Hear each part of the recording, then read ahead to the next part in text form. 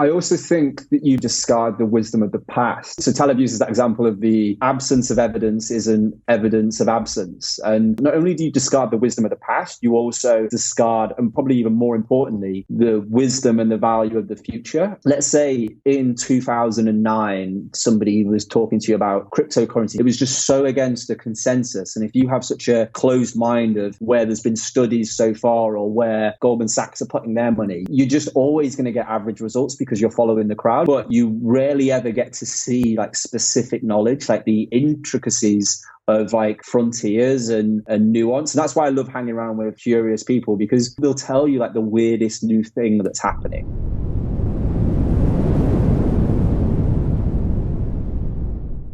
George McGill's long-awaited return to modern wisdom. How are you, brother? I'm good. How are you? Very, very well. The crowd has been anticipating this one for a long time. You feeling ready? Yeah, as ready as you can be, I guess. Let's go. Yeah, for sure.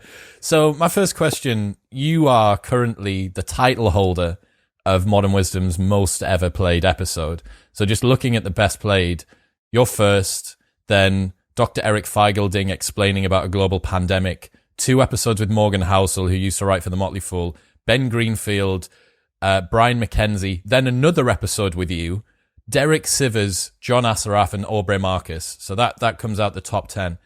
Why do you think our episode, our first one specifically, and then the second one, why do you think that resonated so hard? Bot farms, mainly. bot farms everywhere. It was a 2 to 3 month operation involving about 10 to 20,000 pounds, VPNs, different IP addresses, because you need it all to come from like individual phones as well. But it was well worth the effort. Yeah, because we also made our episode was the 4th best podcast of 2019, as voted by Podcast Notes audience. So the bot farm also useful for that as well. Yeah, they do all sorts. I'm trying to now diverse into politics as well, but we'll see how that goes. Okay, so let's say that someone hasn't listened to our first 2 episodes, which they should totally go back and check out. Let's say that they haven't. What is a mental model? Give us the Twitter bio description of mental models. I always actually struggle with this one. I guess the way I view it is like metaphors, analogies, or just ways of taking principles from different disciplines and then almost trying to keep them in your own mental toolkit that you can apply. I just find it a fun way of trying to put together a world with trillions of different inputs. I get it. Yeah, I think the analogy you used on the first episode was if you think of your brain as the operating system, mental models are the different apps that you can install to give you functionality and to improve your decision making. And that's now, although it's copyrighted George McGill 2019, I've been using that as like my one-liner too. So let's get started. What have you been thinking about recently? What are you dropping on us today? Yeah, I'm just thinking. I've got a few things here. So what I was trying to think what we haven't been through as well. So try and keep things a bit fresh. Yes. Otherwise, it's just a repeat, right? A repeat after a repeat. So the one that I've been thinking about a lot, just in general, because it comes so difficult to me as a person, and maybe it was like a certain generation I was brought up upon, of like leverage and what that like actually means, like the ability. The way I view leverage is similar to the way I think it's Peter Thiel talks about technology, which is the ability to do more with less. And that for me, of a generation who was brought up on YouTube videos talking about 16-hour work days and like hustle, is a very hard concept to sort of wrap your head around. And when it started to begin to click for me, because I was always one of those people who want to like talk about how hard they work, and you realize a lot of that's just signaling. It's just bollocks. It's not actually achieving a result. I don't know if it might still be up there, but there's something called Steve Jobs' Lost Tapes. Have you seen it? No. It's fantastic. So it's an interview with Steve Jobs, I think, just before he goes back to Apple for the second time, in like 1994 maybe. And the interview was lost for years. They only found it in like 2016, 2015, around about then. And there's a bit in it where I think he's used this metaphor elsewhere as well, but there's a bit in it where he talks about reading something when he was early on, like a study in Scientific America, where they looked at the efficiency of locomotion for all the animals on Earth. And I think it was the condor, which is a bird, that won. And the human being, which is the sort of, I don't know, we like to think of ourselves as probably the best animal on the planet, right? Look at all the shit we've done. We was ranked like around about the third way down the list. But what was interesting, Steve says that somebody had the genius to like test a human being on a bicycle, and a human being on a bicycle beat the condor, absolutely destroyed every single animal on there. And you realize that that's what human beings are. We're just tool makers, right? Bro, and that is so good. So the condor, what is condor a type of bird? Is it like a big-legged bird or something? It's a bird, yeah. Like an ostrich, it's like an eagle-looking bird. No, like a flying bird, okay. Like the old kind of birds. Okay, yeah. So that's how leverage works by implementing tools, because it enhances your ability. Your natural abilities are then augmented.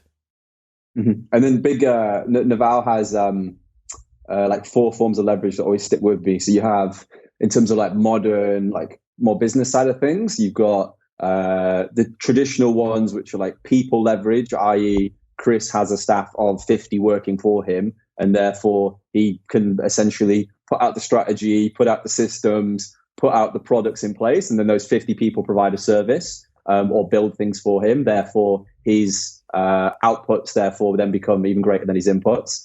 You have like financial leverage, which is like the Buffett style of things, where you invest X and you get a return of Y, and you use your money as a form of leverage. So those are the 2 old school ones. But the 2 new ones, which are fascinating, are code-based leverage, which is obviously powering like Skype as we speak right now, or any like you've got Shopify, you've got Amazon, all these forms of leverage where Jeff Bezos or Toby, who runs Shopify, aren't working harder than us, but they have code, they have machines, or in my case, bots working 24/7 for them. That works way harder. And then you've got the final one, which I guess is where you specialize in, is like media leverage, that rather than us just having this conversation and only us being able to hear in it, you have the ability now to be able to distribute it en masse to lots of people without putting in any extra work. There's no extra cost of replication for what you're doing.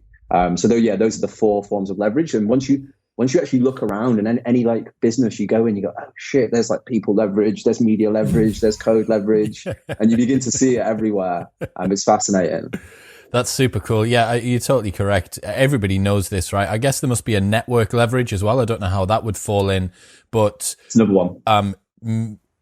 Someone saying, I love the Modern Wisdom podcast, that host Chris is handsome and great, and then telling their friend, one of my bots. Yeah, well, one of your bots, when one of your bots says that. That is not me putting in the work to source that new listener, right? The fact that first episode between us, it's not had any paid ads behind it, but for some reason, because of the bots, it's done so well, and it's gone on and done that. Also, to the people listening, it might be worth playing a game of either Naval Bingo or Buffett Bingo today, and I'm Munga Bingo as well, Munga Bingo, yeah, and I'm clocking up one for Naval and one for Buffett so far. So how can people perhaps use leverage? You know, I'm not Jeff Bezos. People listening ain't Jeff Bezos. Are there any ways that people can apply leverage, like just at a small scale or in an immediate sort of example in their life? Obviously, it's so case specific to every individual, and I think sometimes an issue with ideas like this is that people try and like mass distribute it to everybody, and it's so case dependent. But I just think like looking at trying to reduce your inputs whilst also maximizing your outputs. So however that may be, right? Whether that's via media and you have a greater audience that way, or you hire people who you trust that then obviously work for you, and then you can try and increase things that way. I think it's so subject specific, but I think the 2 ones that are only seem to be getting greater and greater are media leverage and code leverage. But I also think like brand leverage. Like I was watching an interview, the Rogan and Elon Musk interview. The new one? The new one, and I caught myself like, obviously, I mean, you end up on a Twitter game where you can find. I find it quite interesting where you find people who obviously think he's the smartest man ever, and then you have like the trolls or maybe rational critics, I don't know, who criticize various different things. But even I caught myself like falling into the brand where I'd listen to the interview and literally anything I'd hear him say, I was then trying to rationalize it into genius. And don't get me wrong, a lot of it probably is, but that power of like a brand like he has, Oprah has, or even like the most controversial example where Trump has now, where people use these brands as a form of leverage and it works for them. And they can say something that if somebody else said, all of us, it can be interpreted as genius, or they get a second chance, or they have defenders for them just around a brand, so to speak. And I think brands is another form of leverage that doesn't get discussed enough because it's hard to pinpoint, it's hard to really explain, but we all like feel it. It's the icing on the cake which makes everyone presume that it's going to taste good before they even eat it. I think that's one way to look at it, right? That you see this cake and you're like, oh my God, not only is this cake coming out of that bakery that I've eaten at before and everyone else eats at this bakery and they all think it's mint, and I've eaten there before and I think it's mint, and this cake looks so good. It's got all the trappings of the previous ones. But obviously, as you've hit on there, that can become kind of a little bit of a Trojan horse that delivers something that's got less substance. You hit it with a hammer and you find out it's hollow inside as opposed to filled with delicious jam and cream filling, which is what we want.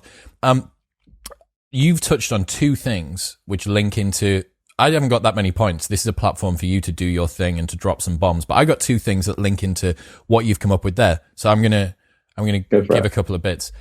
We haven't done multiplied by zero yet. Have you heard of that mental model? Yeah.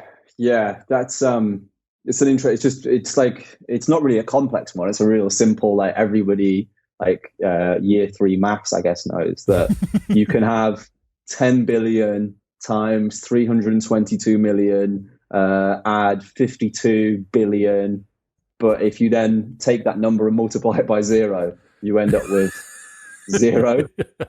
So I guess it's kind of Taleb's thing of like try and avoid absolute ruin, try and avoid, that multiplier by zero, i.e., if you get caught as an athlete doing steroids, you're gone basically. Like regardless of talent, regardless of whatever's going on. Yeah, it identifies the weakest link in the chain, and no system is stronger than its weakest component, right?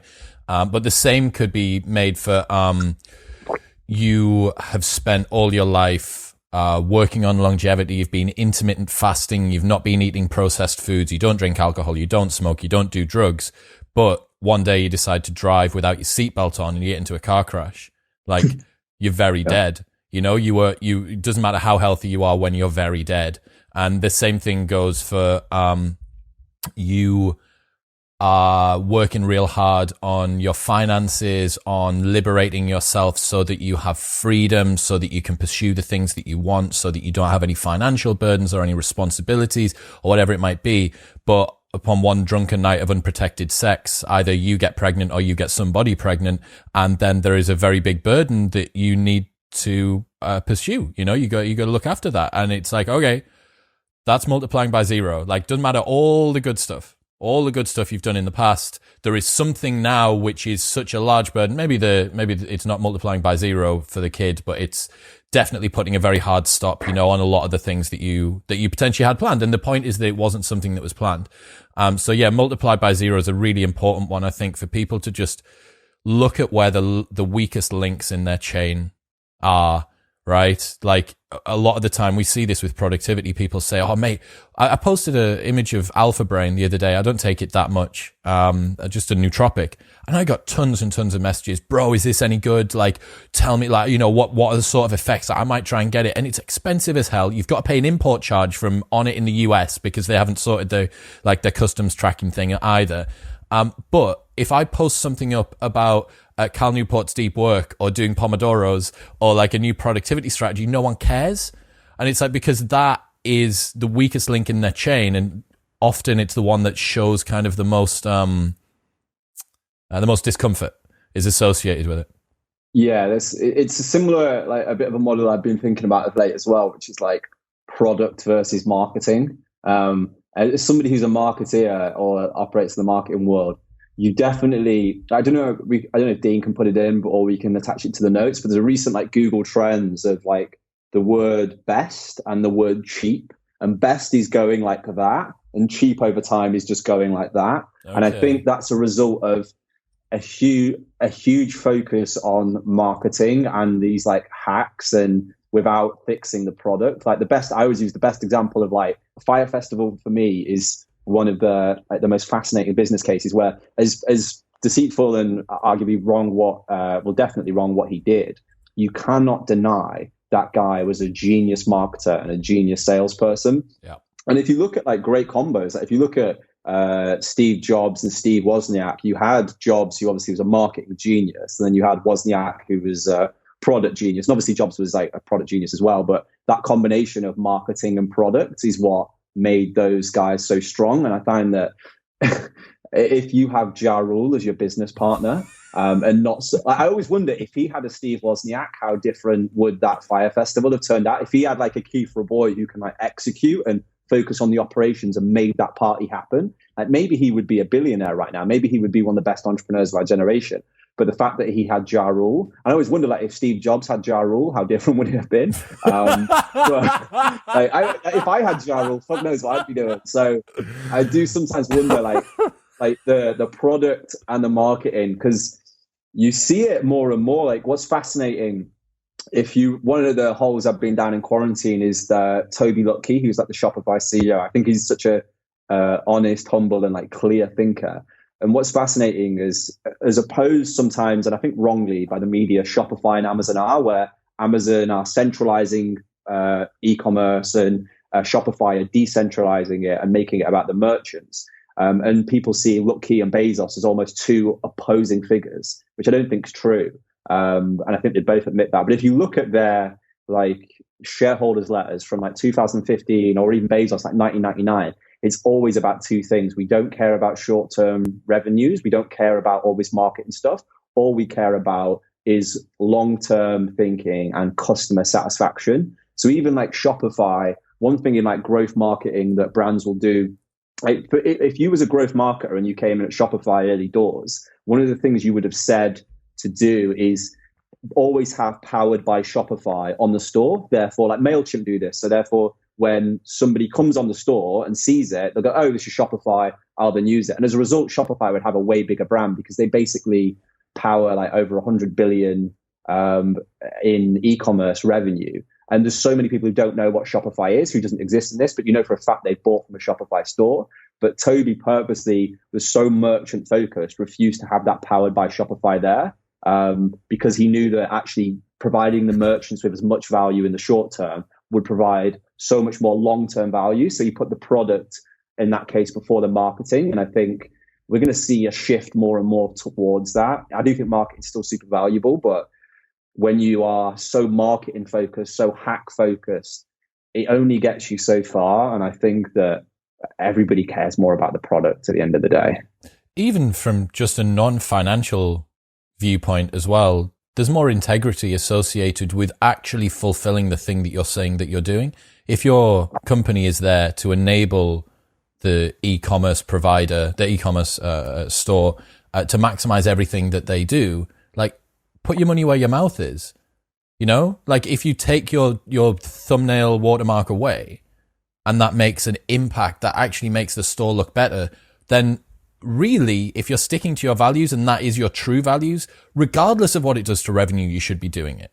You know, and again, in this world of shareholder agreements and yearly annual reports and stuff like that, it's going to stand out. Not only does it give you distinctiveness, but it genuinely should be more fulfilling to you. The only problem is when you've got shareholders whose desire for the bottom line outweighs that, I guess. You mentioned before as well, Fire Festival, something I've been thinking about so much since I watched the documentary, which is phenomenal, is how seduced we all are by success, right? So that guy, who's the guy that ran it? What was his name again? Is it Billy something? Billy McFarland, that's it. So Billy McFarland, the only reason that people slated him and that he's a crook and that he's trying to take advantage of people is because he failed. if he'd succeeded, even if he'd partially succeeded and it hadn't been a total nightmare, he would have been hailed as marketing genius, new Steve Jobs, this, that, and the other. There would have been some people that said, I think this is a unfair way of doing marketing. I think that he's leveraging the lowest common denominator of influencer marketing and stuff like that. But had he have farted out a semi-successful festival, right? People would have said, oh my God, look at what this guy's achieved. Look at how phenomenal the marketing was. Like, next year is going to be insane, because we are so seduced by the end product. It's success by any means, right? Everybody just cares about, okay, is this person the next hype train? Is this person the next Steve Jobs? Is this person the next whatever it might be? And, yeah, I realized that the only reason that people slated him was because the festival failed. Really, not because of his methods in getting there. Mm-hmm.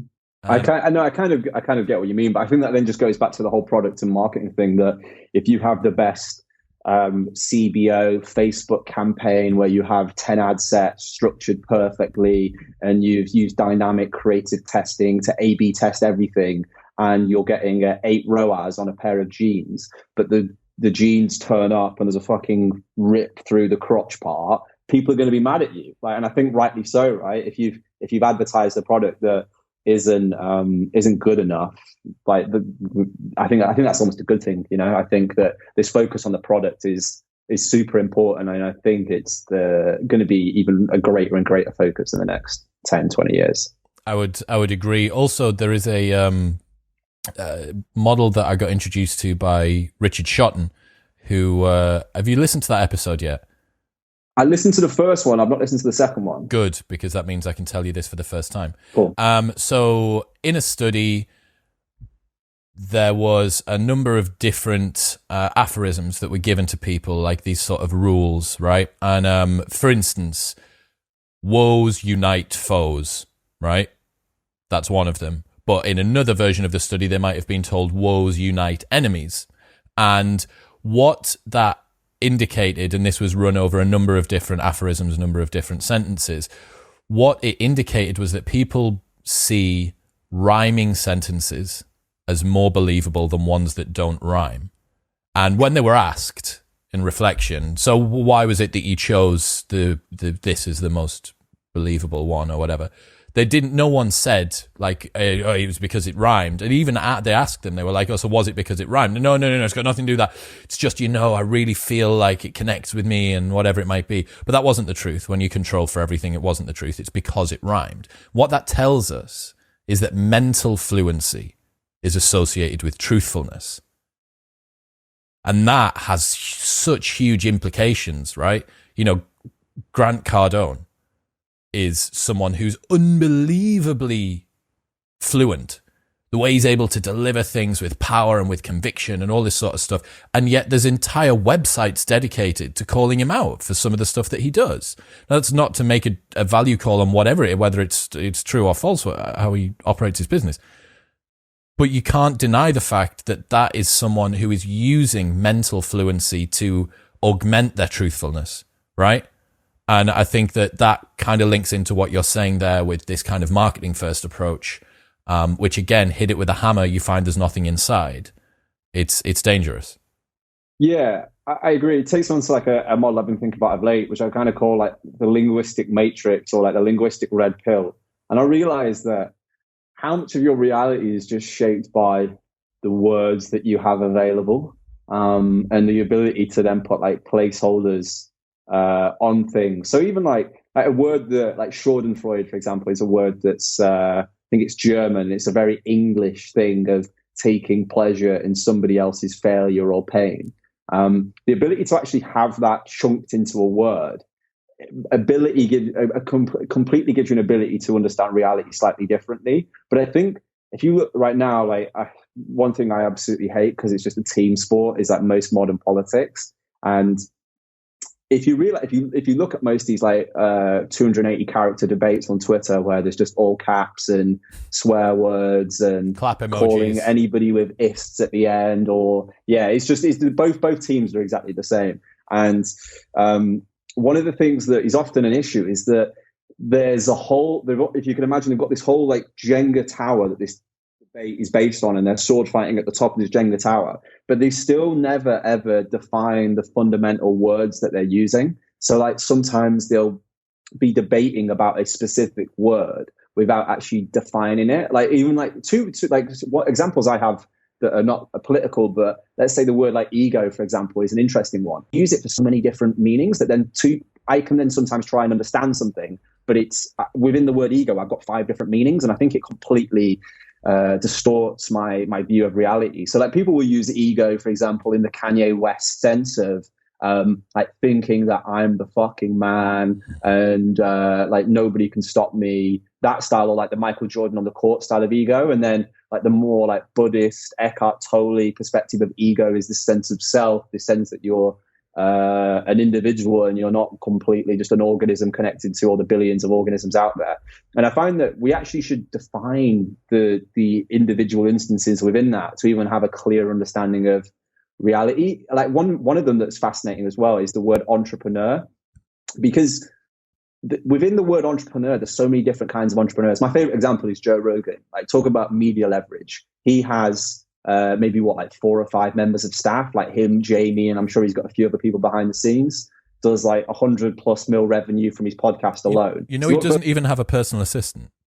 Does he not? No, he said it on a podcast the other day. He says he refuses to have a personal assistant. He's like, fuck that. Why do I need someone to just tell me when the train tickets are booked for? Tell me when my flight leaves. It's like, I'll book the flight myself, motherfucker. So funny.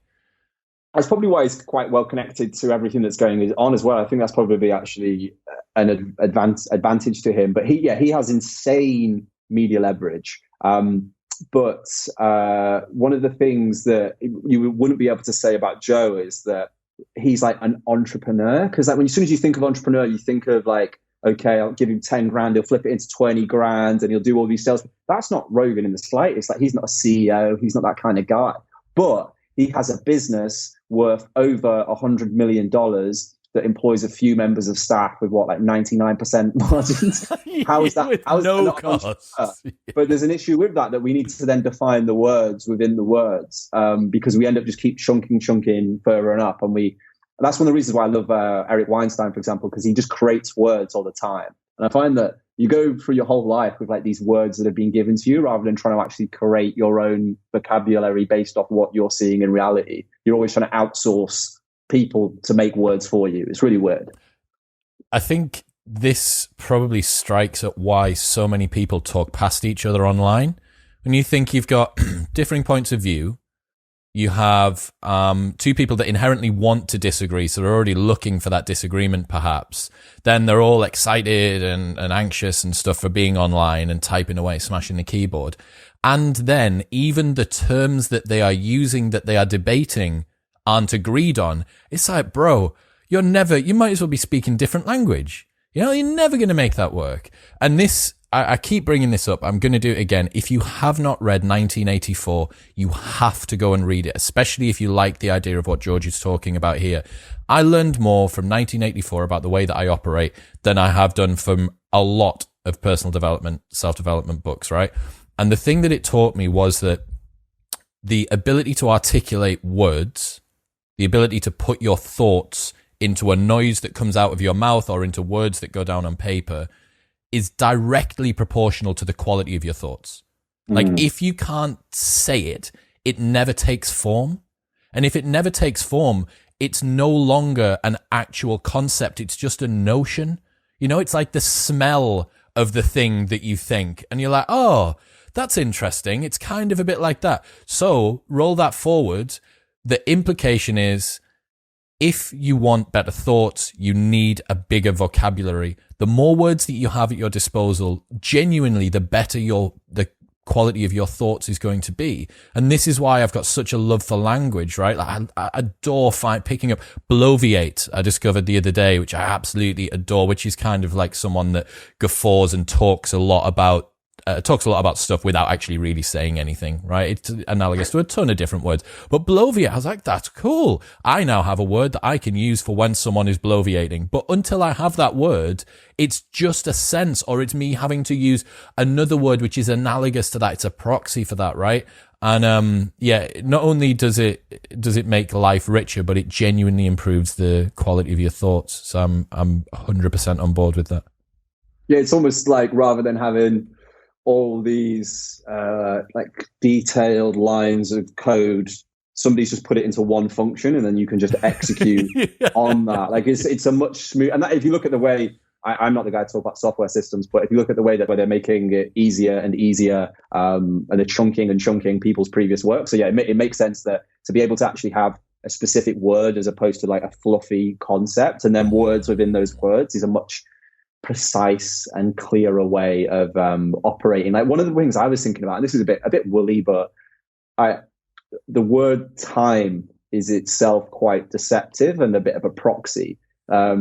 I think obviously a lot of people in a weird situation right now where they're reflecting on how they spend their time day to day. And you'll talk about, I work full time, or I do X, Y, Z. But time is life. Like that's what it is at the end of the day. But it's a proxy for the word life. And when you actually then like think about, let's say you're doing a full-time job that you hate, it's actually a full life job that you hate. You know what I mean? Like it's your life. But I think time is itself like this weird proxy for the word life.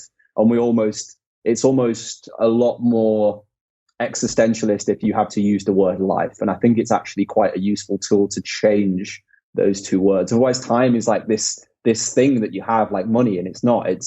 It's just this, it's all you've got, and it's slowly pouring away, and it may end at any second, I guess. It's the one. As depressing as that sounds. Hey, man, if people don't want to be depressed, they should listen to a different podcast. It's the one resource that you can't not spend as well, right? Like you can save money, you can save calories, you can choose not to buy that coffee, you can choose not to eat that cake. You can't choose to not exist for the next hour. It's like that time's going to be spent, so you just better choose that you spend it as well as you can. What do we got next? What's up next? So one of the ones I've been thinking about, because of everything that's going on, I imagine a lot of people have experienced it, is like forcing functions. So it's almost, a lot of people talk about the wonders of freedom and the beauties of liberty, and I completely like agree and love freedom and love liberty. But sometimes, without sounding like I'm a BDSM kind of guy, there's some beauty to having restricted freedom, in the sense that I always use the example, I know some lazy fuckers, like some really lazy people, including myself at times. But if they have to be at a job for 9 a.m., they will get up on time and they will attend. But as soon as that's taken away, they'll be getting up at 1 p.m., they'll getting up at 2 p.m. And the only thing that's changed is of like a forcing function of what? Daniel Gross is an example with two examples. One with like YC demo day, like the ability. He says that a lot of Y Combinator's not success, but the reason, one of the beauties behind going through YC is that you have a deadline at the end of it, and as a result, the work just fits to that deadline. If that deadline didn't exist, it maybe takes 2 years, maybe takes 3 years. So that's like a hard forcing function. And he also says like one of the reasons why a lot of amazing technology, particularly in a defense space, comes out of Israel is because they have to, right? Like, you know what I mean? Like in the UK, like or the US, there's not as much attack on your like land, or I don't want to say danger, no imminent danger, shall we say. So that's one of the reasons why like Israel has such a forcing function, but Israel doesn't produce Snapchats of the world. It doesn't really produce Twitters of the world as a result, because they don't have. Whereas when you have that more relaxed freedom, they tend to produce that. But when you have a forcing function, it can produce some amazing things. Like Peter Attia was even now, like the amount of companies who would never have in a million years let their employees work from home have now been forced to do it, and are going, actually, we don't need an office anymore. We're going to go full remote. Like it's crazy as a result of this like forcing function that is a pandemic, I guess. Yeah. Shout out to Chris Sparks, forcingfunction.com. He's a big lover of that. So how do you actually define what a forcing function is? I think it comes from the actual model itself. Probably comes from programming. Of it's something that you just can't get past without doing a certain thing. But then the way you obviously chunk that for other areas is almost you're forced to do a certain thing, basically, or the pain of not doing it is way greater than the pain of putting it off. Is that even right? The pain of not doing it is way greater than the pain of doing it. So I think that's how I describe it. Or the pleasure of doing it is way greater than the pleasure of not doing it. So just real simple pleasure and pain incentives, which is another model, I guess. One of the things that I've been thinking about to do with that kind of forcing function and how it ties in is just Parkinson's law. I can't remember whether we brought this up last time, and I don't even know if it classes as a mental model, but we're free flowing today. We can do what we want. Parkinson's law: work expands to fill the time given for it. So it's the same reason that you don't do your university assignment until the night before. It's the same reason that the project that you need in for work requires an all-nighter to be pulled. And I think using a forcing function like that, when you think about the YC days and things, it actually requires you to focus on what the minimum viable product is as well. Like, if you know that you've only got 6 weeks to complete this particular project for YC, you're not going to bother gesticulating for 2 weeks on whether the brand logo should be mostly red or mostly yellow. Like, it's going to force you to focus on the things that move the needle. And when those degrees of freedom get expanded out, as you've identified right now, there's no boss telling you why you're not awake at 9 a.m. What did you call it earlier on? A furloughpreneur. Furloughpreneur, yeah. Furloughpreneur, which is just the best, the absolute best. When you don't have that, you don't have anybody who is the disciplinarian who's telling you to do these things. You realize, oh, hang on. Actually, the only reason I was overcoming my own inertia was because of this structure, this buttress, this scaffolding that was laid around my life. And I think that those increased degrees of freedom are causing people a lot of, and rightly so, they're causing people a lot of discomfort. As I've said on a number of different podcasts, I was taking a lot of pleasure in the beginning until I sort of checked myself and said, stop being a dick. I was taking a lot of pleasure with other people struggling to self-discipline. I was watching people suffer with the same challenge that I've faced as a self-independent entrepreneur for the last 13 years. I was like, oh, so hard working from home, isn't it? Can't imagine what that's like. And then I checked myself and I was like, hang on a fucking second, mate. Like, let's be a little bit more empathetic here. Like, you shouldn't be taking pleasure at the fact that other people have stepped into your nightmare, you know? Like, so, but it's right. Increased degrees of freedom, fewer forcing functions. Yeah, I just think that one of the things I always find actually like great content is whenever you hear somebody say, like, when they turn 30 or when they turn 40, when they turn 50, and it's either like a letter to their 20-year-old self, 30-year-old self, etc. One of the consistent themes seems to be like putting the proper things off, or putting the things off that they should have done.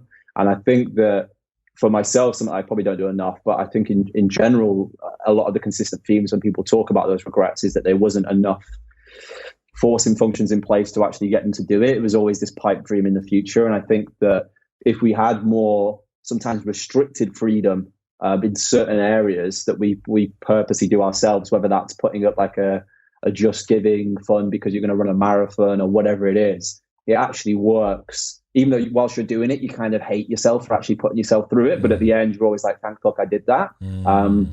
I think it's a beautiful concept, even though it feels horrific at the time. That's a really, really clever way of putting it together, man. Yeah, I mean, everyone that's listening has decided to obsess over the things that don't matter because it's a form of procrastination on getting onto the stuff that actually does. And, you know, for me with this podcast, like I still feel like I got it out early. Like, you know, the start of 2018 by no one's estimations is early, but by now, like when you look at how many people are now bringing them out and how much more the podcast network is growing and stuff like that, it feels early, right? But at the time, I'd already messed around for 6 months. I'd spent 6 months, I'd gone through tons of different brands, I'd played with different, and then I came up with Modern Wisdom like at 3 a.m., woke up and was like, had this name. And I was like, yes, finally got the name. Right, now, onto the logo. And you're like, bro, like it doesn't matter. People want to tune in because of what you say, because of the content that you put out. And in reflection now, I can say pulling the pin on that and just deciding to do it and messing up with the audio and messing up with the video and not having support and not doing this correctly and doing all these problems, right? You're like, over time, right now, I am so glad that past me did that, because present me is reaping all of the rewards, and you just iterate over time. What we got next? What else you got on the menu? One of my favorite ones at the minute, and I love it when you have, because the thing about the models as well is that it's sometimes just a bit fluffy until you have like real world examples that you can rest it on. So global versus local maximum. Again, as I mentioned, I've been going down a bit of a Tobias Lutke hole, the Shopify CEO, and he uses a great example to explain the global versus local maximum, which I'll come on to. But it's basically local maxima is operating. So let's say, for example, it would be focusing on optimizing one specific variable. So that may be the focus on getting the best exhaust possible for your car, constantly trying to optimize 1% gains for the exhaust when you realize you've not got a fucking steering wheel. So you've got to sometimes, whereas that's what the global maximum is, of like looking like almost from an absolute objective perspective at the whole thing and then optimizing for that. So one of the entrepreneurs that doesn't get anywhere near enough attention because it's not sexy, and you'll realize this, like everybody knows who Mark Zuckerberg is, but nobody knows who the CEO of like Citibank is or Goldman, right? Like, because it's way more B2B, it's not B2C. But Malcolm McLean, do you know who Malcolm McLean is? No. So basically, he was the guy that basically came up with the idea of shipping containers.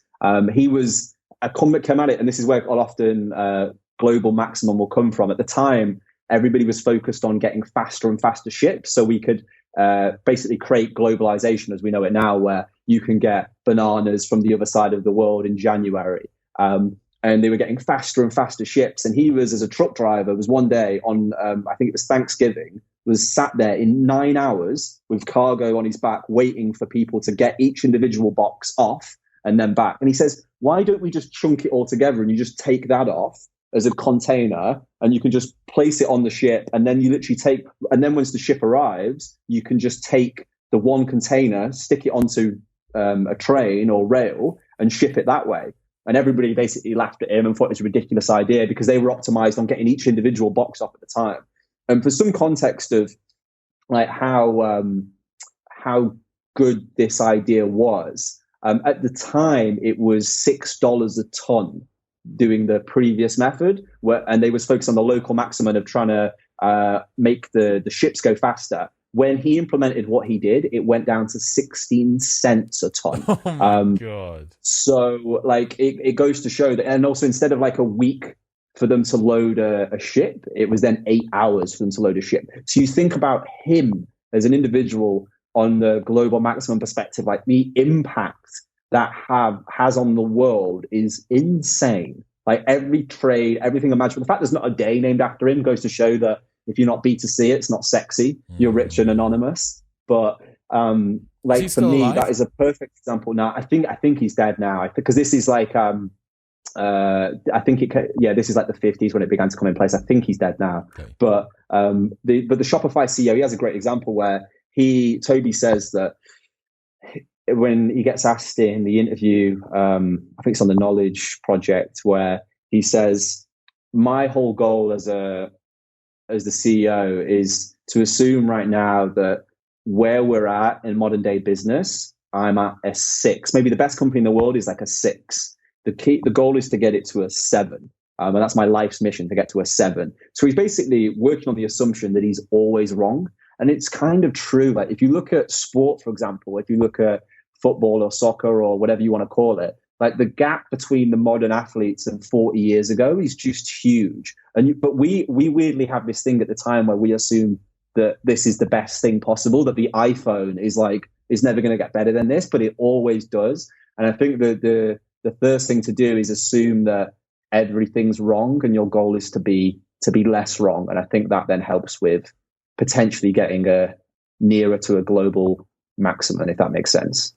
I love that concept, man. That's the first time that I've heard of it. It's kind of like a rate limiting step from chemistry as well, right?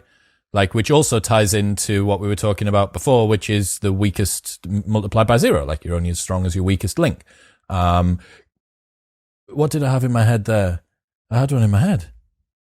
Oh yeah. Can you do why it's important? Why it's better to avoid failure than to face success, or like why not being stupid is better than trying to be clever? I can talk about it, but I can't necessarily do it in action. That's for sure. I think just I guess looking at things that are going to take you down is something I struggle with. But again, it goes back to that multiplied by 0, and I think a model that's actually quite useful for identifying that. I've been playing since quarantine. Been playing a ton of chess. I'm still shit, but I've been playing a ton. And there's cool like lessons that come from that. One, which is that your assumptions is everything. And there's always the right move that was there. The same way with the shipping container. It wasn't like that idea didn't exist. It was just that people's assumptions was that there was a better way to do it. They was focusing on the local maximum rather than the global maximum. But there's a Garry Kasparov point, which Garry Kasparov is one of the best chess players of all time. And I think sometimes people extrapolate chess to life, and there's loads of lessons you can take, which I do think's partially true, but partially bollocks. But there are a few. And one of the ones that Kasparov has is the way he used to analyze his games. So let's say, for example, he made a mistake where he moved the bishop to e4. Most people would come at it from analyzing that move. So they would go, okay, I moved bishop to e4, and then I got in a trap and I lost my bishop. Therefore, never do bishop to e4. And instead, what Kasparov, the way he analyzed his game and what he said was so different about his approach was to not just analyze the move, but analyze the thinking behind the move. Like, what did I have for dinner that day? What was I thinking about at the time? What assumptions did I have in my head? And you have almost this system mindset, which is similar to systems versus goals, but looking at things in a much wider system. So like Safi Bakali talks about this, where he uses the example of, let's say you come home and you argue with your wife after a hard day's worth of work about the dishes, for example, like almost thinking about the individual item or the pawn to the bishop to e4 would be, okay, I'm never going to bring up the dishes again. But instead, actually try and think about what was the thinking before all that happened. And you go, oh, actually, the cause of the mistake was me coming home from work tired and angry, and I took it out on my wife. And the genius thing about this is if you went from the perspective of, okay, let's not just use let's never argue about the dishes again, and rather instead focus about let's not come home from work angry, is that you prevent thousands of similar mistakes from happening rather than that just one. Again, that's an idea that is lovely in theory, but even harder to implement. And I'm not perfect at it at all. I'm awful. Well, it's much more scalable, right? And we were talking about this before we started, where I was saying about strategies versus character, and the fact that a lot of strategies supplement for poor character traits, you know? Like a strategy of only ever having 3 beers so that you never cheat on your wife is a strategy to ensure that you never cheat on your wife. But the character trait of being faithful to your wife is much more scalable, you know, regardless of how much alcohol you have. Now, that's not to say that you should still increase risk by having a bunch of booze when you're in a strip club or whatever it might be. But the principle is the same. And I think it's kind of like this malignant side effect of the 21st century. And we contribute to this. I'm contributing to this, and we're doing it right now, that we give people these piecemeal solutions to what is a very global problem. It's like, if you work on your character, if you work on your values and your virtues, what is it that matters to you? What is the reason that you are here on this planet for? Like, genuinely, as terrible of an existential crisis inducing question as that is, like, what is the reason for that? Because those values, those virtues, those non-compromisable reasons for your existence are much more scalable than having a strategy about like the best way. I once read a book about how's the best to bring kids up, therefore I'm going to follow this strategy. It's like, well, Yeah, but where do you think that strategy came from? That strategy probably came from people who loved their kids and did the things that were right for their kids. So there's, again, like that marketing versus product thing. There is a combination between the deployment of a strategy and what is the essence of the reason that the strategy exists. And can you combine the two? Can you deploy something which is effective and also have something to back it up? It's it's much easier in theory and harder in practice. There's that quote, I don't know if it's Taleb, but I know it might be Yogi Bear, and Taleb uses it of, in theory, there's no difference between theory and practice, but in practice there is. And I think this ties me on to another thing I've been thinking about of this is a model that comes from, I'm a fan of him. I think he steps sometimes I don't always like his content, but I think on the whole, I think he's actually fantastic and does a lot of good for the world, which is Gary Vee. And he has a concept called dirt and clouds, which I think I actually like, probably his best video, his best piece of content, which is the way he thinks about things is purely from a dirt and clouds perspective. So the way he defines that for himself is, the cloud is like the high-end vision of, and the high-end principles and the high-end character stuff that you were talking about. So for him, I think it's buying like the New York Jets and providing like unreal value to the world. And his funeral, I think Gary talks about this, he wants more people at his funeral than any other funeral. That's how he defines every action by.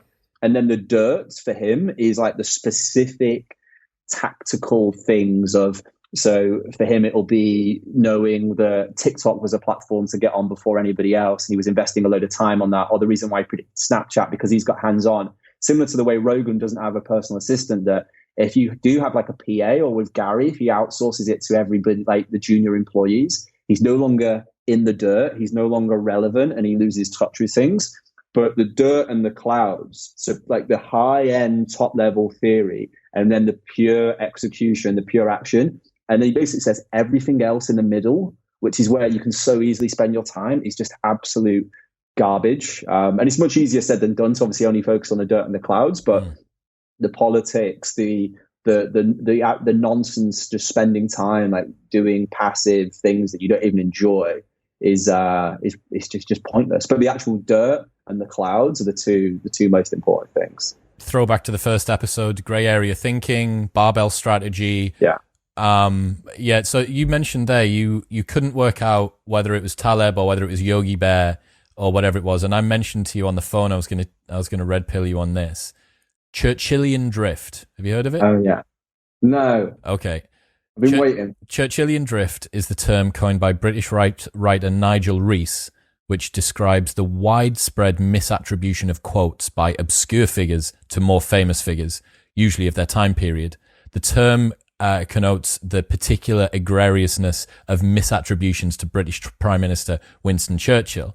And this is just so funny that it always slides up, right? It's never like John that has the ice cream van that came up with this thing. It's always like Taleb or Naval, or there we go, another one for bingo. It's always that. And I find myself doing it as well. There's that quote that keeps on being attributed to Aristotle, which is, we are what we repeatedly do. Excellence, therefore, is not an act, but a habit. And that's supposedly Aristotle. But then if you actually dig into the etymology of that particular quote, you find that there's quite a lot of criticism and sort of skepticism around who came up with it. And Richard Shotton told me, I can't remember the website, I'll have to try and find it, that there's basically an equivalent of like ancestry.com, but for quotes. And you can go back through the tree of where it first appeared, and then you'll see it slide. The Churchillian drift will occur over time as it gets attributed to like more and more famous people. But I think, again, with that's probably, again, another kind of malignant side effect of the 21st century, that we presume that people who are in positions of authority and in positions of power are the only ones that can deploy wisdom, you know? On that note, there's a bit in 0 to 1. This is a exact quote, because I know he says this. Peter Thiel says that he uses that example where I think they talk about the quote, is it whereas apparently that Einstein said compound interest is the eighth great wonder of the world or whatever. Yeah, eighth great wonder of the world. And obviously Thiel goes on that point, and he says that actually it probably wasn't Einstein who said that, but he goes to say that Einstein's brand was so good, like it's actually quite ironic that it obviously compounds after he dies, that people are still misattributing quotes to him. So it goes to actually show that compound interest is the eighth wonder of the world.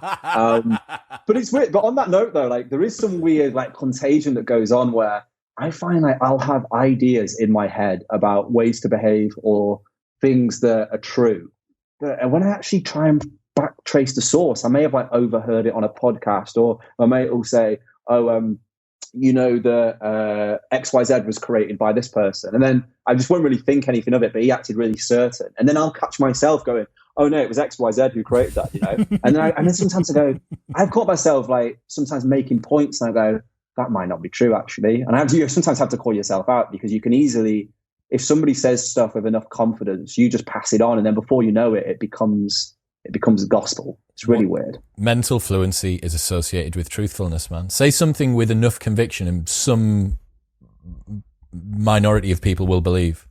If you want, the best example of that is Frank Abagnale, Catch Me If You Can. So obviously Leonardo DiCaprio did a film on him, but there's a talk at Google, Frank Abagnale, where he basically tells his whole story. It's actually quite emotional. He talks about his lack of dad. He's obviously turned his life around now, where he works for the FBI. And if you want to talk about like you understand why he was the greatest con artist ever, just because of how well he speaks with absolutely no self-doubt when he tells stories. It's crazy. I think he says like twice within the whole speech. It's incredible. It's just this guy was pretending to be a pilot at the age of 16 or whatever, right? Like you can see why. So ballsy, man. But the thing about that, sorry, I always had this interesting one, which is that the best con men, everybody does, there's documentaries on like who the best con men ever were. Realistically, there's probably the best con men can't be in a documentary because still nobody knows who they are. This is weird, like survivorship bias, right? It's like the inverse. That is a really con men really bias. Good, yeah, con men bias. What's next? What's next on the menu? What we got? So in terms of what I've got here, this is a bit of a weird one that I've been thinking about. Weinstein brought it up in the Rogan podcast about this concept of like Kayfabe, which is again one I'm still struggling to wrap my head around, but we're seeing it more and more. And it kind of goes on to what we're talking about then, about this weird contagion where professional wrestling is something that people know is fake, but people kind of still love it. And you're seeing it, I think you're seeing it at a political level with Trump, that you seem to have, again, I don't want to go down a politics rabbit hole, so literally if I start chatting about politics more than 30 seconds, just jump in and change the topic. But you have him, for example, where you have obviously you have the like diehard believers, but you also have people who are his fans that know he's playing this weird game and that he's purposely saying things almost like from a marketing or a sales perspective. And people almost, this kayfabe thing, like, almost applies to yourself. I find actually sometimes being irrational is actually a very rational strategy.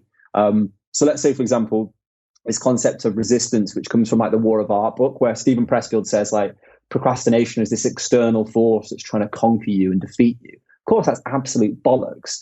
But I think interpreting it as true is actually an effective strategy. And there's probably nothing more. If something's effective, you could argue maybe it's irrational, but maybe it's the actually rational thing to do, and then it gets something done. You see it with professional athletes. Like, how many professional athletes are atheists?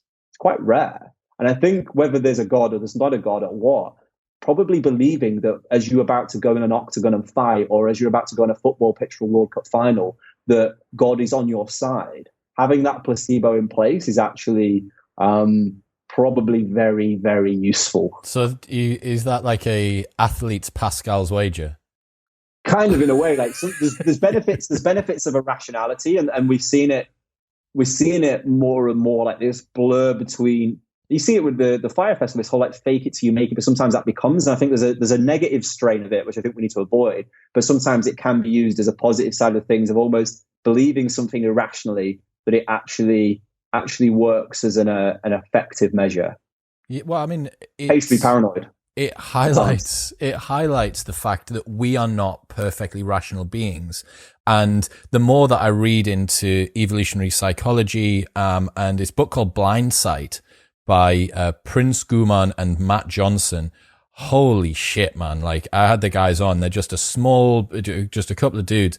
And it just shows how fallible we are. Our minds are completely they're useless. The fact that we don't just get hit by open traffic is a miracle as far as I'm concerned.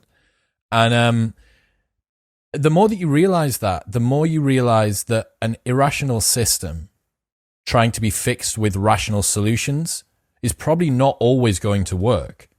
And that when you add those two things together, you can manipulate the system into rationality by timesing irrationality by irrationality, as long as it's the right levels of each, right? A quote from Shane Parrish, actually, which was put on his fs.blog newsletter, which kind of relates to what you're talking about there. Tradition is a set of solutions for which we have forgotten the problems. Throw away the solution and you get the problem back. Sometimes the problem has mutated or disappeared. Often it is still there, as strong as it ever was. That's Donald Kingsbury. That's fascinating. It's cool, isn't it? I think that kind of relates to a lot of what Jordan Peterson talks about as well, right? You know, he talks about these archetypes and these kind of meta themes that have been with us for years or millennia. And when you read anything that's ancient but classic, Marcus Aurelius' Meditations, or, you know, whatever it might be, you realize that the problems that you attribute as side effects of the 21st century are just inbuilt parts of our nature that everyone's been fighting with for forever. And I really like that. And that's another Rory Sutherlandism, actually. There's one for bingo for Rory Sutherland, which is that he says, the opposite, what is it about the opposite of a good idea not always being the opposite of a bad idea also being a bad idea, or the opposite of I'm going to butcher this. Give me 1 second. I know what you mean. This is Rory. I'm so sorry, bro. Here's me trying to quote you. Rory Sutherland, opposite of an idea. Let's see if this comes up. The opposite of a good idea can also be a good idea. That's it. Don't design for average. It doesn't pay to be logical if everyone else is being logical. The nature of our attention affects the nature of our experience. Thanks, Rory. Yeah, but is it like a lot of, because it depends how you define rationality, but if you look at it almost as but rationality might be one of those words that has numerous words within it that we chatted about earlier. But some of the most rational people I know seem to end up with the most average or boring results. Whereas, because by very definition, they're often like following the crowd's logic and everything that looks perfectly logical at the time. So going back to the box container example earlier. So I think actually being a bit weird, again, it's a bit of a barbell. It can either go horrifically bad or horrifically right. And I think that the religion in professional sports is a perfect example of that. And I think we need more and more weird people. I think everybody seems to play this point scoring game now online. And I guess it's driven by like getting likes and getting more and more followers. That by very definition, you need people who go completely against everything that's currently there to actually get the desire. Like if you look at like going back to the shipping container, the reason why that's there is because you had a very, very stubborn man who looked like an absolute idiot to a lot of people. And I think we've seen the death of that. Weinstein talks about this, where we have a focus on excellence now, becoming the best at your craft, whereas we don't have that many rebels of people who actually go, that whole craft is a load of nonsense. We should be doing it this way instead. We should, like the table tennis player, I think we chatted about this previously, who decided to put like foam on the bat. And as a result, he was like the worst player on the Japanese team. And all of a sudden he was the best of all time. Or you have like the Fosbury flop.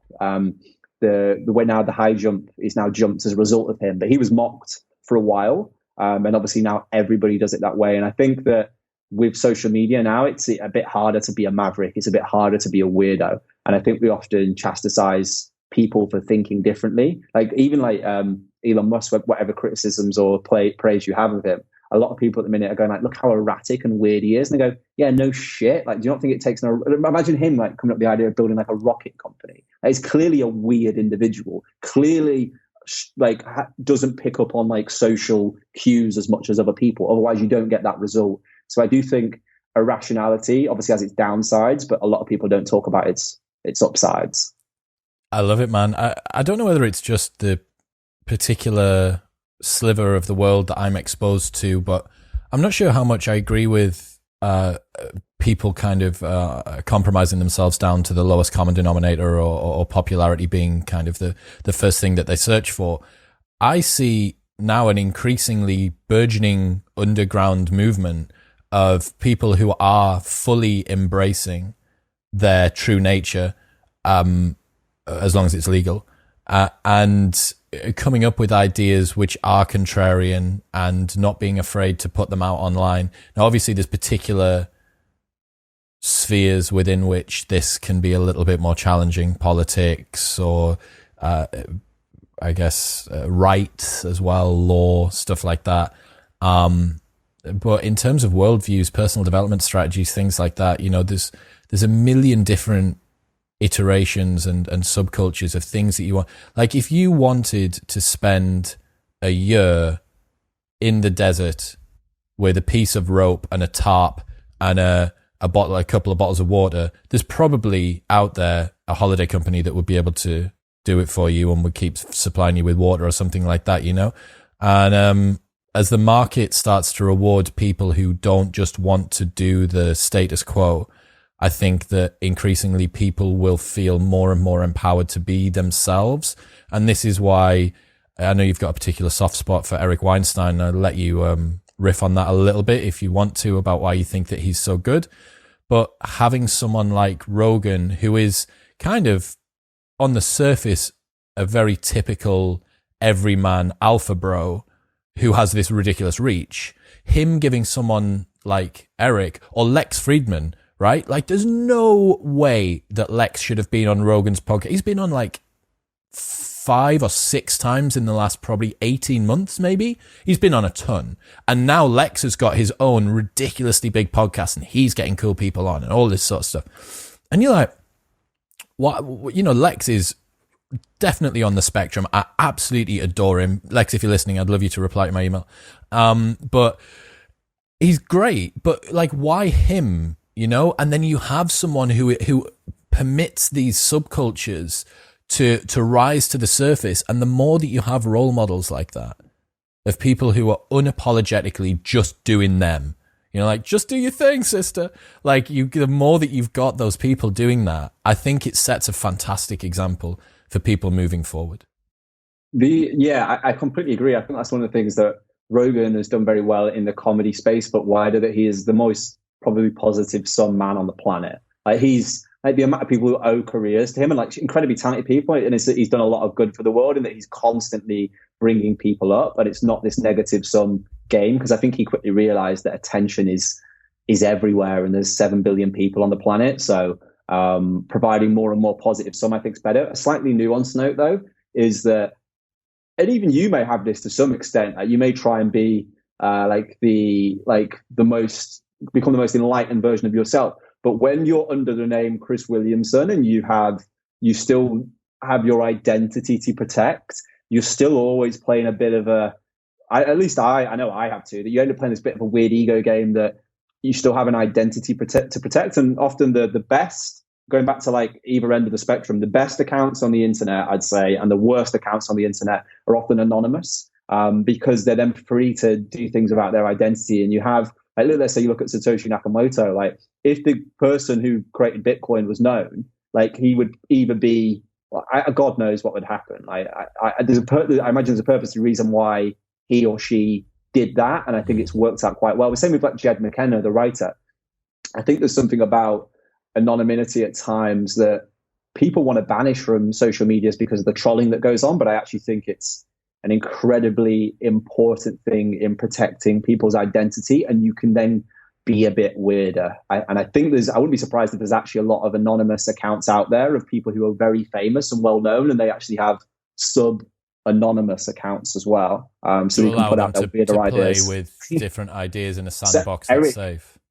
going back to that, Eric has this weird thing where when he's doing his like 18-hour math sessions, trying to figure out the geometric patterns of the universe, he talks about it of what's the condition where you can just sometimes say the wrong words and swear a lot.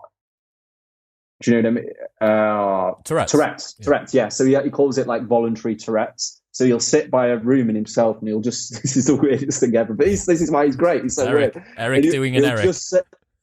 He'll just say words he's not allowed to say like out loud before he starts working. And he's therefore like in the mindset of like just fully thinking different to everybody else. Yeah, it's fascinating.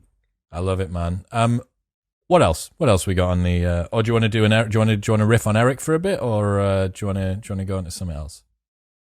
No, I think one of the points I wanted to go back to, I just have it written down. I was chatting to you, is that when we went back to the leverage thing as well, one of the points I didn't make at the end, which is what Steve Jobs says, which is we go back to the whole bicycle, the human on the bicycle being the most effective thing, which is that the internet or the computer, I think he says the computer at the time, is the bicycle of the mind. And I think that's one of the most beautiful ways of understanding like leverage, of modern leverage. And I think that there's a lot of, with everything that's going on, there's going to be so many careers that come out of the internet. And I'm just absolutely like fascinated by the space. It's beautiful to see. Yeah, I agree, man. I think it's going to be interesting to see what happens after this, you know, like it's all well and good having a global pandemic in a society that's in the early 1900s that can adapt a little bit of change, but not tons, and certainly not globally. But when you have a society which is able to move as quickly as ours is now and has technology, can do leverage, can have instant communication, you know, all that sort of stuff, the pace of change when change is forced upon it kind of almost bounces back twice as hard. You know what I mean? It's like throwing the tennis ball at the wall and then the wall moving towards you like a tennis racket and whacking you back in the face with it. So I think that'll be really interesting. I'll tell you one thing. So this is only going to be probably for British people. This is just something, it's not even a mental model, but it was something I was thinking about the other day while I was in the Asda self-service thing. And I've seen tons of people complain, right, about how annoying the Asda self-service narrator lady is. So you can imagine if you're American, you're listening to this, you're in Costco or wherever it might be, like Target or something, and you're going through one of the self-service checkouts. And in Asda, you're going to have to imagine this. So you're scanning your stuff, and the lady's voice that says, "Thanks, that's scanned. Now put it in the bagging area," is so quick, and it does not stop, right? So you scan like, beep, thanks, that's scanned. And you're like, fuck, like, I don't want to hear it. And you're thinking, this is every single time. And you might have 40 items in your basket. For those of us that are AirPod Pros aficionados, it kind of doesn't really matter so much. Turn that noise cancelling on, boy. It's super annoying. And what I realized was actually that, because you can cut it off if you're super quick. So that could be programmed in to ensure that people scan their stuff, put it in the bagging area as quickly as possible because they don't want to hear that lady's voice. I'm like, Asda, you smart little guy. It's so clever. Even within that, you've got two things. You've got like second, third order consequences that come of like bugs and stuff like that. And you have like the psychological versus the logical, which is one of my favorite Rory Sutherland things, which I guess we briefly mentioned earlier, but how things are, you have the like engineering efficiency of like logic of 1 + 1 = 2.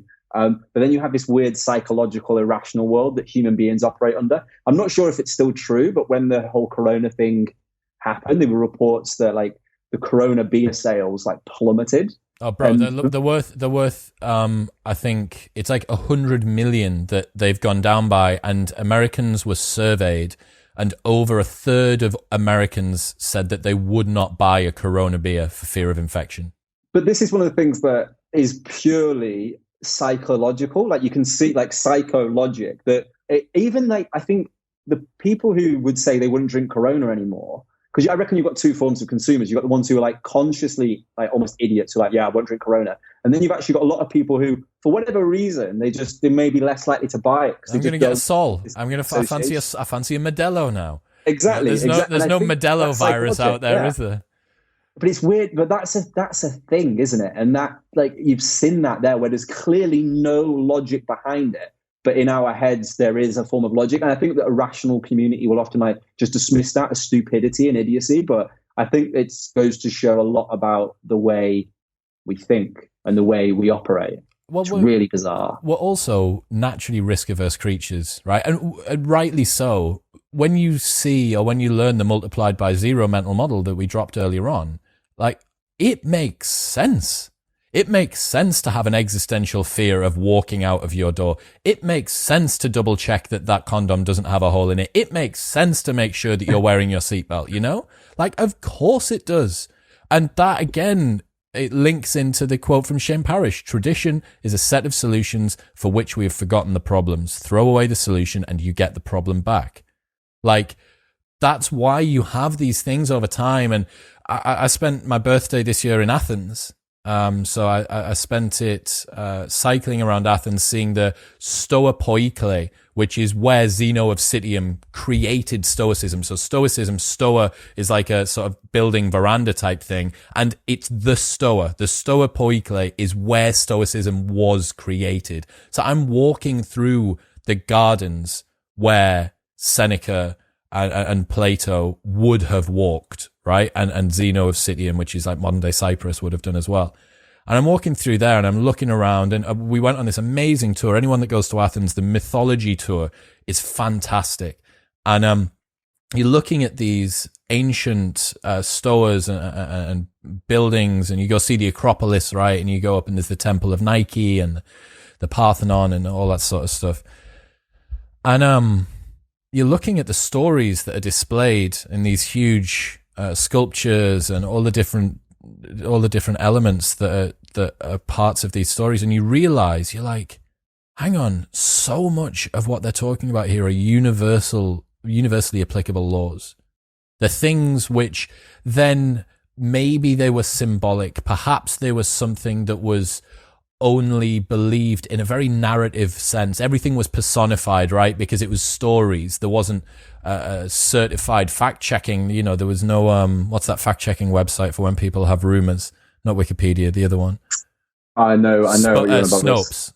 Yeah, Snopes. Like, there's no like ancient Snopes or whatever, just a bunch of stone tablets that you can go through. But I was just walking through, and it really, really made me appreciate standing on the top of the Acropolis, looking out over Athens, seeing all of this sort of beauty and wisdom, but symbolically. And I think in like a hyper-rational society, what happens is that we discard the wisdom of the past. And like, there's been people around for a lot longer than you. And I know that there's value in science, and I know that there's value in logical and reductionist reasoning. But there's been a lot of minds working at this for a long time. I also think that you mentioned then that you discard the wisdom of the past. I also think when you're so consensus focused, or so Taleb uses that example of the absence of evidence isn't evidence of absence. And you realize this, like, people like quote, like, there's no study for that, bro. There's no study for that. And you've seen like with all the health crisis going on, like how this thing's constantly changing, and people who were saying things 3 months ago are now wrong, and now that's wrong, and it's constantly changing.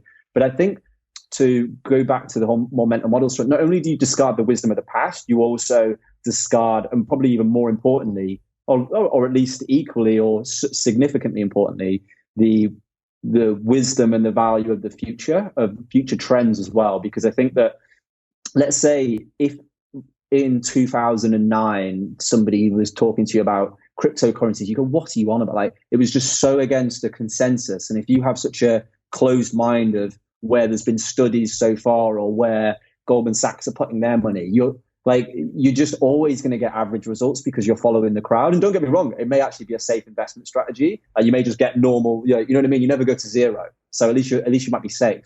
But you rarely ever get to see like specific knowledge, like the intricacies of like frontiers and nuance. And that's why I love hanging around with like curious people, because you'll find like they'll tell you like the weirdest new thing that's happening. So like an example of this would be, let's say you got into like Facebook marketing in 2010, when it was like seen as this like fad, like why would anybody advertise next to a farm bill thing and a photo of like somebody's relationship status? That was such a weird thing. But if you would have been on that frontier and been that weirdo, that you had so much future value. And I think particularly for young people, like there's so much value on being on the edge of frontiers as opposed to going, and as you've seen now with everything that's happened, like actually a job at Deloitte or a big consultancy firm might not be the most like the safest option. Actually, it might, the riskier option is often in taking like no risks. And I think the edge of specific knowledge is fascinating, and I think that we have to be a bit weird to embrace it. I absolutely love that. I think as well, like we keep on harping on about it, and we did on the first one, and I created an entire video off the back of a quote about you, what you set me on, thinking about weird people and the way that we are and stuff like that. But I really do hope that some of the things that we talk about do kind of give people the license to embrace their own uniqueness and their own individuality. And again, like this isn't for either of us to say, like both of us know that we're just fallible shaven chimps, right? And that we're totally like not even slightly actualized and we haven't got a clue what's going on. But one of the things that I do know is true in this life is that your unique offering to this world is your power. Like there is no one else by definition who has your life experiences and your genetic makeup and has inhabited all of the different the particular spatial coordinates that you have. It's impossible. It hasn't happened. Therefore, by synthesizing all of those things, by synthesizing the way you were brought up and your traumas and your predispositions and your fears and your joys and your successes and everything, by adding that together, that is your competitive advantage. That is how you move the needle in the world and in your own life. So on that, like one of going back to leverage a little bit is like the mental model of almost like a judo throw of like using something's own momentum against itself, and therefore you apply a lot less force. And the biggest thing, and certainly I've struggled with, and I think most people do, of you don't want to be out of the crowd. You don't want people to think you're weird. You don't want people to think you're a loser. It's just so socially conditioned and probably biologically programmed. But almost to flip that on its head and go to yourself, I almost have a razor in place, which is if people don't think you're weird, if people aren't like snidely laughing about you a little bit, you're probably or most definitely not taking enough risks, and that's fine. If you just want to fit in, that's fine. But you almost have to reframe that to yourself to try and judo throw that social conditioning, that biological programming, and go, that's not happening, I'm by very definition, I'm just fitting in with the crowd. I'm not taking any risks at all. So is that McGill's razor number 2, the weirdness razor, maybe? Releasing more razors than Gillette at the minute. But look at that mic drop. I love it. So there's this quote from Atomic Habits that James Clear's got, and I always come back to this. Changing your habits often requires you to change your tribe. Each tribe has a set of shared expectations. Behaviors that conform to the shared expectations are attractive. Behaviors that conflict with the shared expectations are unattractive. It's hard to go against the group. Often changing your behaviors requires you to change your tribe. So a lot of the time now, and I'm a big sobriety advocate, right? And this is one of the things that I actually use. It's a razor technically that I use to work out whether your friends want the best for you and whether you should stay friends with them. It's like, if when you start to enact behavior change and grow, your friends don't support you, instead they get triggered by the fact that their own shortcomings are being identified by your growth, you are in the wrong group of friends.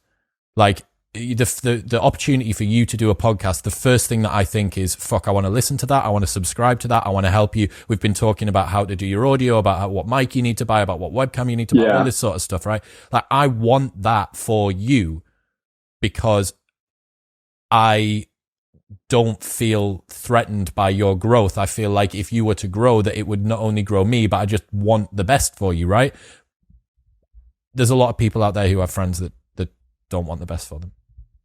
Yeah, it's true. Or sometimes it's not even what the best for them, but their conditioning may be so different. Like I keep seeing great tweets of like, if you post, oh, I've just started my master's, or I've just started another degree, like, or I've just graduated, which I think I swear, who doesn't graduate unless you drop out? Like, how do you fail like a modern non-STEM degree is insane. Like it's harder to fail than it is to pass, right? And if you post that on there, I don't mean to like be too rude or anything, but if you post that on there with your certificate, like everybody gets hundreds of likes, and it's like this every graduation day. There's this big thing about it. But realistically, when you break it down to first principles, you've entered a horrific amount of debt to get a piece of paper, which I don't think is as meaningless as like the full college, anti-college or university people make out, because there's definitely like social value, et cetera, that I think online courses have not been able to do yet. But if you then contrast that with when friends like say, I've just launched this new business and it gets like 4 likes, and people will even like when people like invite them to like the Facebook page, people even see the page and not like it. Like it's really weird. But I think that's because it's way seen outside the box to try and start something like that, as opposed to, hey, I've got this degree, we've all got degrees that be like this, therefore we're all in this same matrix together and it all makes sense. Because if you've got it, I've got it, it's all working, and let's ignore the debt. It's almost like what's that thing when comedians aren't that funny, but they get the audience claps because they agree. So they say something that's like, you've got like a super sort of lefty crowd or whatever, and you say something that criticizes Trump, or you've got like a super righty crowd and you say something that criticizes like Bernie or whatever, and it's not actually that funny, but it's just like identity game, yeah, kind of playing like that. And you're right, it's like the same thing. I had this tweet a couple of months ago that hit the nail on the head about that, man. Like, people need to gas their friends up more. Like, they have to do it. And there's no other alternative word for it. Gassing your friends up is exactly what the term should be, regardless of how colloquial or particular you want to be about it. If your buddies start up a business, like, support them. It's fucking mad how many people will share a new Rihanna X Puma collaboration video, like, oh my god, yes, queen. And you're like, bro, your buddy just opened a coffee shop that's a mile away from your house and you've never been. Like, what are you doing? I think 2 notes though. To judo throw that against itself is to almost, because to then say, for the person who, let's say for example, you're doing something yourself and then they're sharing Rihanna's new underwear range, right? Freudian slip there, George. I did share myself actually. But first, judo throw it against itself, and just, I imagine this is how I'd at least try and think, whether it's I can actually put it in practice is different. Of, okay, it's a good filter of actually who your friends are, so it's almost a positive thing in a sense. But I just think so much of it comes down to what's expected and what isn't expected, and the conditioning that goes on, and it's really bizarre. Yeah, man. Look, George, we made it, man. Mental Models 103. Have you got anything else that you need to get off your chest before we finish? No, I think that's pretty much it. I guess the biggest takeaway is if you can be a bit weirdo and you can have people laugh at you more. And I think I say this out loud because it then tries to encourage me to do it a bit too. I think that the world will be a bit of a better place. It's probably it, really. It's as cliche as that sounds. No, man, I absolutely agree. So what's your Twitter now? It keeps changing. No, it's George Mack. George __ Mack. George __ Mack. You need to go and follow him. You're going to be tweeting, I'm sure, over the next few weeks as more interesting stuff comes in. I've noticed an up regulation in your tweeting recently, a tiny little bit more. Quarantine gives you more time to think. Yeah, no. So yeah, thank you so much, man. You know, this I absolutely do adore having you on, and it makes me feel very gratified that you're number one. You know, we got all of these guys. There's no reason, apart from the bot farm, but there is no reason that you should be number one. You know, like there's no you're up against like the biggest guys on the planet, Douglas Murray, Robert Greene, 5 times New York Times bestselling author, and then just sat at the top is just some guy from the middle of the UK. Who the fuck is that guy? The fuck is that guy? It's George __ Mack on Twitter. That's who it is, ladies and gentlemen. Look, man, thank you so much. I'm sure that we will be back with Mental Models 104. The link to George's Twitter and anything else that we find that's interesting will be linked in the show notes below. George, man, thank you. Stay weird. Much love. See you later, Chris. Thank you for having me.